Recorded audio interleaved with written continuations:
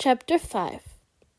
In a dark room, a thin-bodied young man was tied to the 4 pillars of a bed, from head to toe covered in sticky, greasy sweat. His eyes were deeply sunken in. His skin color revealed signs of drug abuse. He'd barely struggled through the first round of withdrawal symptoms. His eyes unfocused, staring at the bed canopy above. It's unknown what was running through his mind. Steady footsteps slowly approached. A man with an especially tall stature, wearing an iron-gray suit, opened the door and walked in.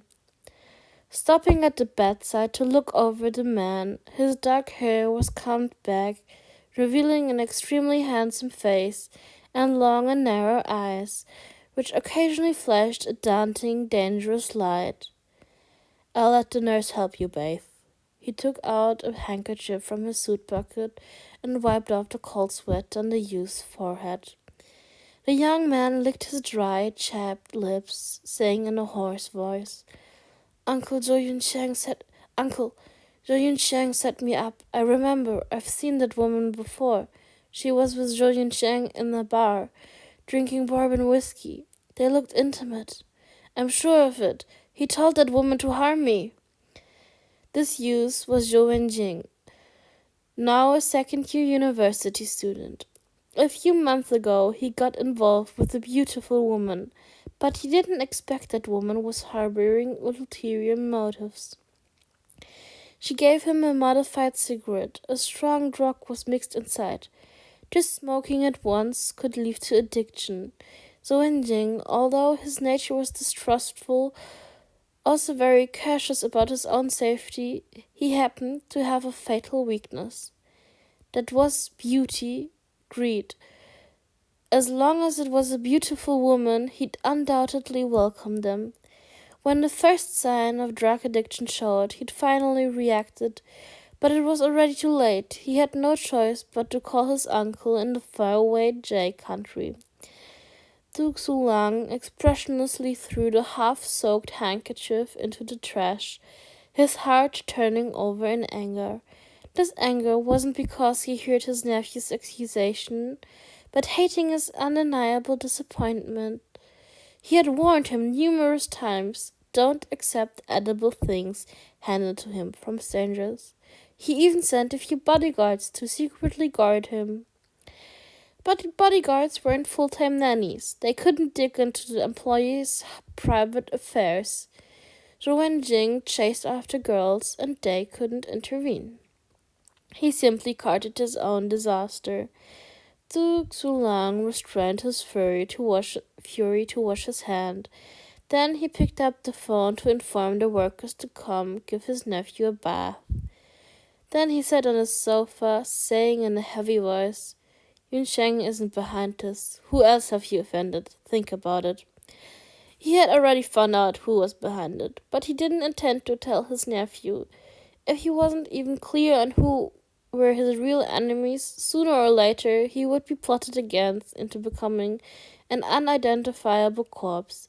He would guide him, if necessary, assist him, but he wouldn't personally eradicate his enemies.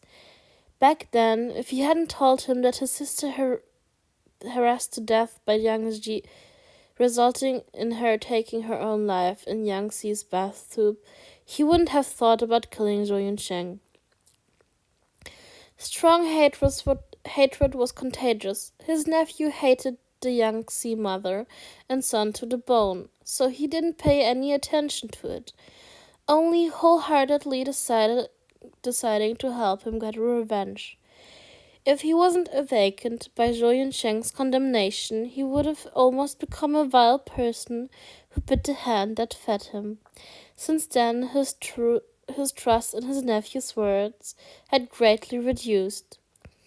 If it's not him, then who? Who else would profit from killing me? Zhou Wenjing's thin face was filled with resentment and unwillingness.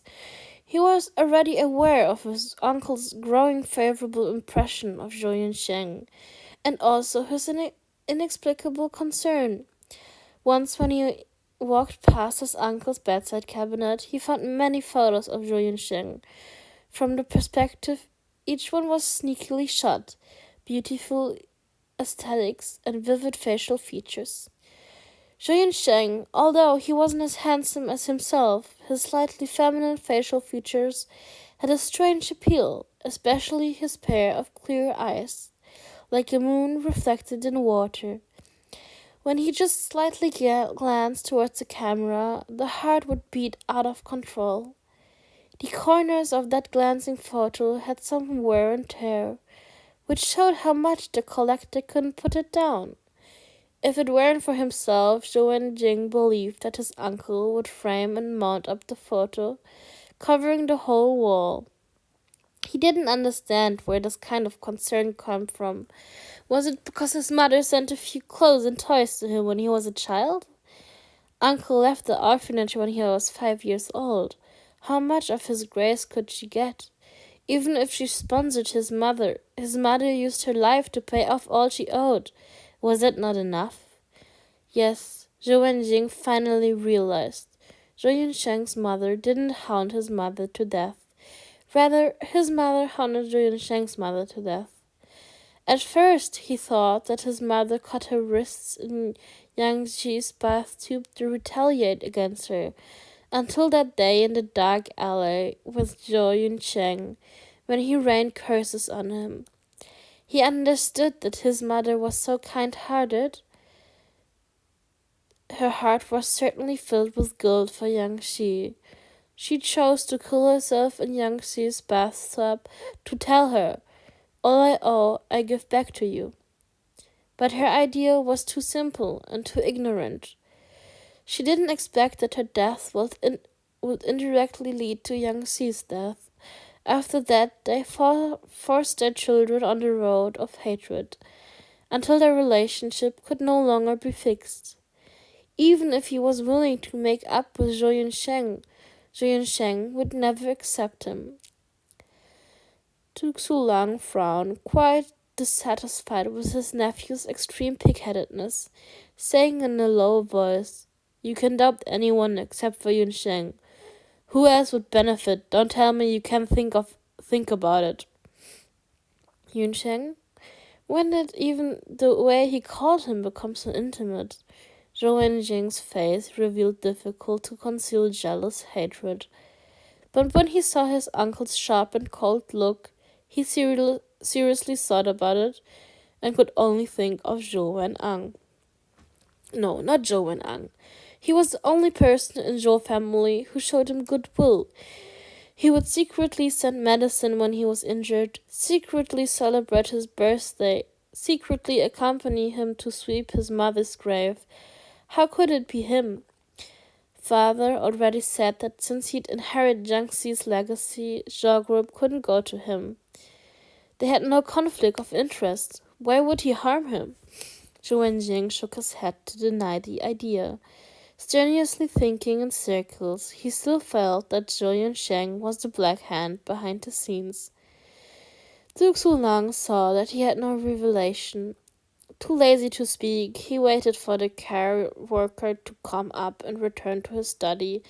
Then he initiated a video call. "What do you need?" On the screen, a lazy-looking, handsome face appeared. Because he'd stayed up late into the night, his eyes were a little flushed. "You're still programming? It's already past 2. Time to sleep."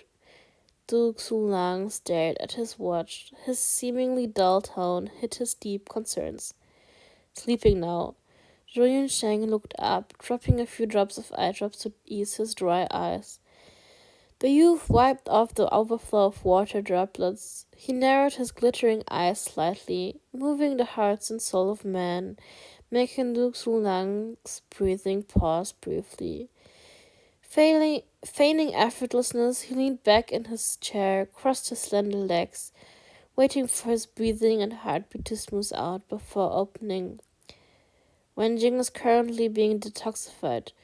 Do you know an Elsa?" Elsa was the woman who lured Zhou Wenjing into taking the drugs. Zhou Yunsheng immediately laughed. "He'll die on a woman's belly sooner or later."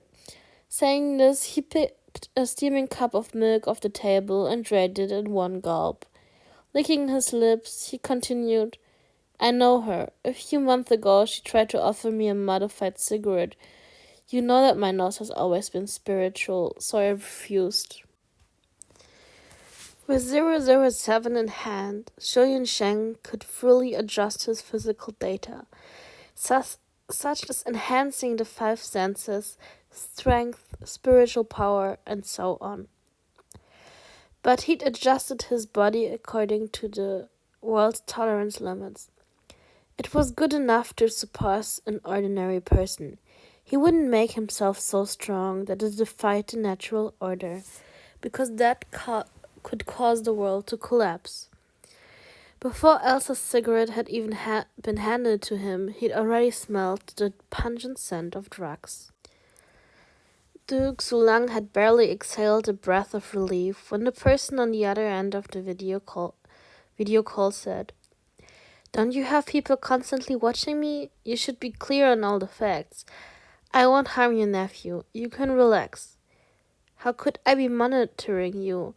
My hand can't stretch so far. Duke Zulang's pupils contracted, but his face gave nothing away. He was still using a fake identity. Even Zhou Wenjing didn't know that his uncle was at the helm of Du conglomerate. He only thought that after he resigned, he'd gone to J country and joined some company and was currently working as middle management. He had a little money but no power. There is no place in this world where your hand cannot reach Duke Zulang. Look, Zhou Yunsheng dug out a photo from a drawer, bringing it before the camera. This was the sole photo of the Du clan head captured by the media. By chance, the heavy layer of bodyguards had separated, but the lens was very far away, so only the profile view was captured, and it was very vague. Not to mention others, even Duke Zulang himself may not recognize who it was. So this picture, after it was leaked, wasn't blocked by Du conglomerate. Who wouldn't think that this Duke Zulang, the previously fabricated alias, was also J Country's Du Zulang? Only one character difference, the closest fact to the truth, yet no one doubted. Patriarch Du, have you played around enough these few years? Zhou Yunsheng put down the photo and raised his eyebrows slightly. Duke Zulang gave a final struggle. That photo is so blurry, how can you be so sure that person is me?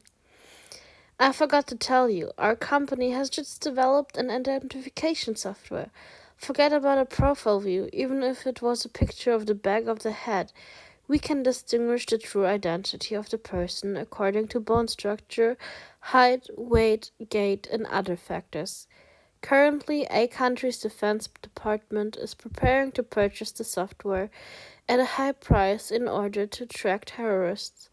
How about I give you the demonstration?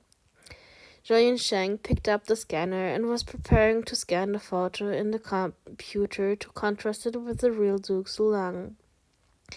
He knew that his relationship with Noah Universal could never be concealed from the omnipotent Duke Zulang. He'd never bothered to hide it from him. You don't have to. I'm Duke Zulang. Duke Zulang laughed helplessly and asked, When did you find out?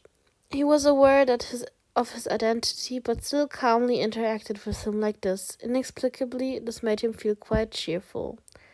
Almost 2 years. You wanted to play with me, so I played along. Are you satisfied? Zhou Yunsheng moved his hand to turn off the video. Don't log off yet. I have something to tell you. Du Zulang unconsciously leaned forward, staring into the camera. He earnestly said, I'm not monitoring you, nor am I doubting you. Rather, I'm trying to protect you. How much trouble do you think I've blocked for you these past few years? 2 days ago, your bodyguard caught a mugger who was planning to rob you. He had a gun with a bullet already loaded. Do you know what this means? Zhou Yunsheng pulled back his hand, sneering. Someone wants my life? Who? Don't you already know? Du Sulang pulled out a cigarette from his pocket and lit it.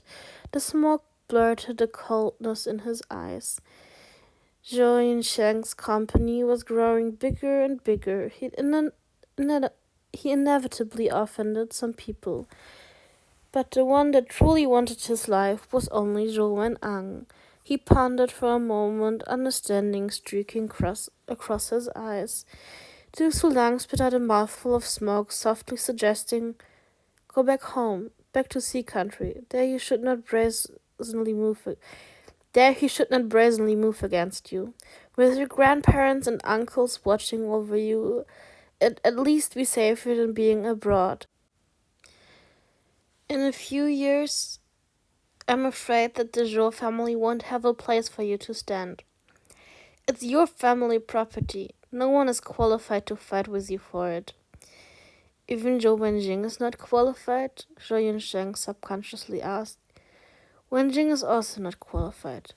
Du Sulang nodded certainly. Maybe because of compensation, perhaps out of sympathy. The original Du Sulang believed that the Zhou family belonged to Wenjing, but now he changed his mind. He could help Wenjing open his own business, but Zhou family needed to belong to Yunsheng. He was the Zhou group's true, logical successor. Moreover, he felt that the relationship between the two Zhou brothers was very strange. The Zhou family were just ordinary businessmen, not a Yakuza family like Du clan. Competing for family property didn't have to end in bloodshed and loss of life. If Zhou Wen'ang won, he could just kick his brothers out of the house. Why reach the stage of fighting to the last breath? The one he should hate was Wenjing, but he was contrarily even more cruel with his own older brother. This didn't make sense. Duke Sulang had investigated the two brothers from small to big. Zhou Yunsheng was always caring and considerate to Zhou Wen'ang. There were no traces of hostility. He couldn't understand why Zhou Wen'ang hated Zhou Yunsheng to such a murderous extent. Still pondering, he couldn't help but ask his concern out loud. Why? Because Zhou Wen'ang's name was ill-begotten, and if Zhou Yunsheng someday found out the truth, he would lose everything he now had. Even if Zhou Yunsheng couldn't bear to attack him, Yang Xi's parents would make him die a miserable death. Although Yang Group was smaller in scale than Zhou clan, their background was extremely complex and their industries stretched across black, white, and gray. Yang Xi's parents and her siblings were ruthless characters and ferocious protective.